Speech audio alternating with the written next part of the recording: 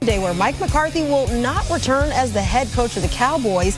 It ends a 5-year tenure in Dallas, which featured 3 playoff appearances and just 1 postseason win.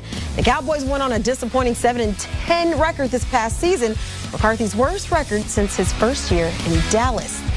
Team owner Jerry Jones released the following statement on Monday. It reads in part, quote, "Over the past week, Mike and I had the opportunity to conduct a joint review of all aspects of the past season, our players and staff, and also spent considerable time discussing the road forward for the team. These discussions were thorough and received an appropriate amount of time and depth to cover. Prior to reaching the point of contract negotiations, it became mutually clear that it would be better for each of us to head in a different direction. We will commence a search process immediately to hire the next head coach of the Dallas Cowboys," end quote. For more, here's CBS Sports lead NFL insider Jonathan Jones. Couldn't Jerry Jones have just figured this out a week ago, parting ways with Mike McCarthy after a week of leaving everyone hanging? They ultimately couldn't come to terms on any sort of contract extension. Jerry Jones is saying, look, we didn't really get into negotiations. Mike McCarthy, though, and sources are saying, well, they couldn't agree on contract length. He had been on a 5-year contract, probably wanted something around that Jerry Jones was not interested in. So the Cowboys have to work quickly to go ahead and get some candidates involved in this cycle. They've started late, and so they've already missed out on interviewing any of the Lions or Chiefs coordinators because of timing. We'll see who ultimately they can put requests in for beginning on Tuesday.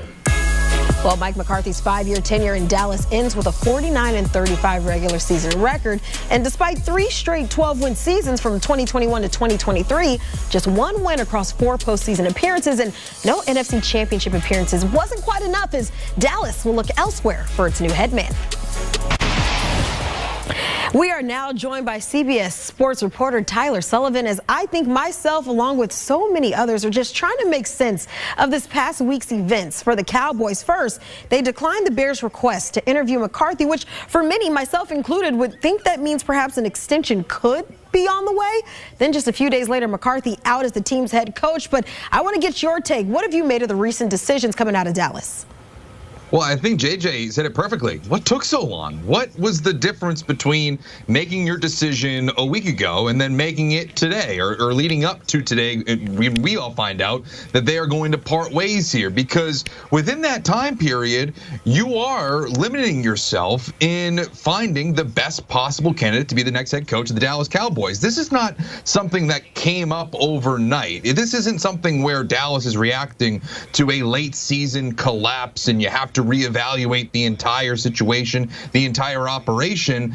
This has been a storyline going back to the summer about Mike McCarthy going into a lame duck season and what is going to be the situation for Jerry Jones at the head coaching position. And so when we are getting to this point at the end of the season, you would have to assume, right, that they would have their ducks in a row. They would have things figured out, at least to the parameters of something that would keep either Mike McCarthy long-term or they move on. The fact that they missed out on a number of qualified head coaches is just head scratching and typical Dallas over the last few years, if I do say.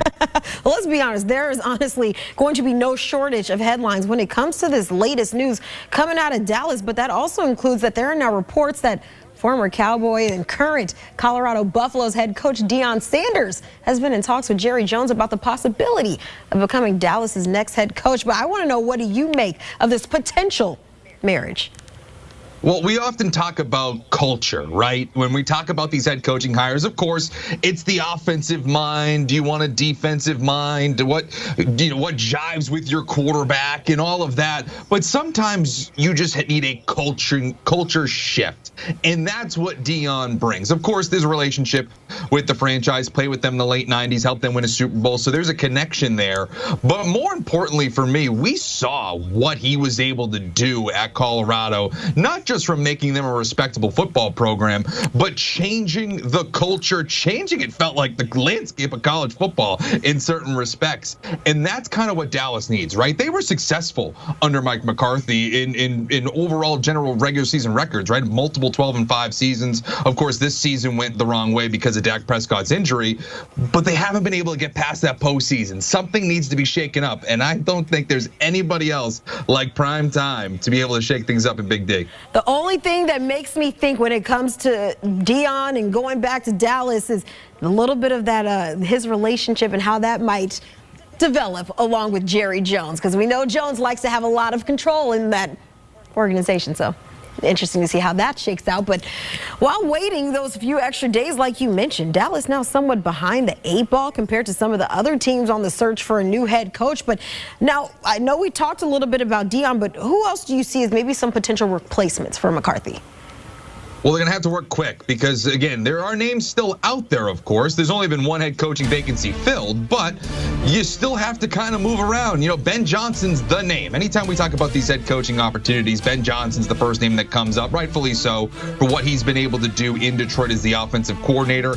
If you're looking for somebody like that, you have to move quick. He's already made some interviews, so you might have already missed that window. But again, he still has not agreed to terms with any organization yet, so he's someone to keep an eye on. Cliff Kingsbury is another one because, again, he made his name in Texas. I feel like Jerry Jones knows him. He's a former head coach, offensive mind. He saw in his own division what he was able to do with Jaden Daniels at quarterback as the Commanders' offensive coordinator. And then we just talked about Deion Sanders. Familiar faces. Kellen Moore is another one that is particularly fond. Jerry Jones is fond of. We've seen him obviously work a high-level offense with the Philadelphia Eagles. That's a name to keep an eye on. And you saw Bill Belichick up there. I know that obviously he's down in Chapel Hill being the head coach of the Tar Heels, but that buyout is only $10 million, and so that's not too much for Jerry Jones. If he really wants Bill Belichick, $10 million bucks, that's a pretty decent price tag if you ask me. Just $10 million. That's nothing for Uncle Jerry up there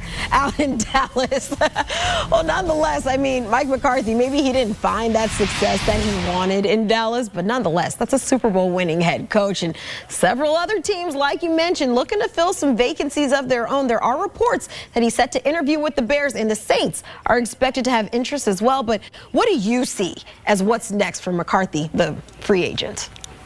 Yeah, it's interesting. You don't really see head coaching free agents, right? This just feels a little different. But overall, very, very interesting. Of course, as you mentioned, the Chicago Bears, they are expressing a lot of interest in Mike McCarthy, straight up asking the Dallas Cowboys to interview him. They denied it. Now it doesn't even matter. They can get into the room and talk to one another as soon as tomorrow. And so that's going to be really interesting because, of course, Chicago, we all look at as a very interesting landing spot for all of these head coaches. Because if you feel like Caleb Williams is a franchise generational quarterback that we all talked about as the #1 overall pick, and as we've seen in flashes during his rookie season, it's a really appealing spot for him. The other one, the New Orleans Saints, there's a connection there. Of course, former offensive coordinator for that team, a couple of decades ago now. So there's a connection there. And I also wouldn't rule out the New York Jets either. If they're still in on Aaron Rodgers and they want to have the band back together of the Green Bay days, you never know. Maybe that's one that's possibly out there as well. Yeah, it might be a sad time for Mike McCarthy's era in Dallas, but certainly no shortage of suitors elsewhere in the NFL. Well, in New England, the Patriots officially introduced Mike Vrabel as their 16th head coach in franchise history. He replaced Gerard Mayo, who was fired after the season. Vrabel spent 8 of his 14 seasons as a player in New England, winning 3 Super Bowls. Here's Vrabel on the journey that led him back to Foxborough and his goals with the Pats. I think it was important for me to go somewhere else, to start another coaching journey. The opportunity at one point was probably presented itself to be here coaching, but I felt like it was important to forge my own path somewhere else. And if all those experiences led me back here at the right time and the right opportunity, then that was going to be what was meant to be. And so, but not coaching, not coaching the Tennessee Titans. That was never something that, took my time. But I think that when I started my coaching career, I said, man, let's go and let's see where we can go and take this and work with other people. And, if the time's right to go back, then there'll be right time. But there are going to be some things like I'm not Bill and I'm not Bill Cowher. I'm not anyone other than me. And I've taken those experiences and I've tried to form what I believe is critical to the success of a football team and an organization. But to say what those are going to look like, hopefully just as successful.